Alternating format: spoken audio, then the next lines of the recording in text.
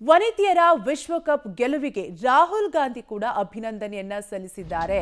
ಎಂತಹ ಹೆಮ್ಮೆಯ ಕ್ಷಣ! ವನಿತೆಯರು ಇತಿಹಾಸವನ್ನ ನಿರ್ಮಿಸಿದ್ದಾರೆ. ಯುವತಿಯರನ್ನ ನಿರ್ಭಯವಾಗಿ ಕನಸು ಕಾಣುವಂತೆ ಪ್ರೇರೇಪಿಸಿದೆ.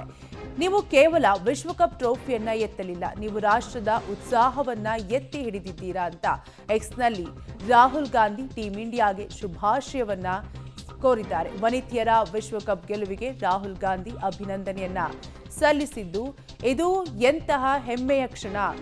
ಭಾರತದ ವನಿತೆಯರು ಇತಿಹಾಸವನ್ನ ನಿರ್ಮಿಸಿದ್ದಾರೆ ಅಂತ ಎಕ್ಸ್ನಲ್ಲಿ ರಾಹುಲ್ ಗಾಂಧಿ ಟೀಂ ಇಂಡಿಯಾಗೆ ಶುಭಾಶಯವನ್ನ ತಿಳಿಸಿದ್ದಾರೆ. ಭಾರತದ ಮಹಿಳಾ ಕ್ರಿಕೆಟ್ ತಂಡಕ್ಕೆ ಮಲ್ಲಿಕಾರ್ಜುನ್ ಖರ್ಗೆ ಕೂಡ ಅಭಿನಂದನೆಯನ್ನ ಸಲ್ಲಿಸಿದ್ದು, ನಿಮ್ಮ ಗಮನಾರ್ಹ ಸಾಧನೆ, ದೃಢ ಸಂಕಲ್ಪ ರಾಷ್ಟ್ರಕ್ಕೆ ಅಪಾರ ಹೆಮ್ಮೆ ತಂದಿದೆ.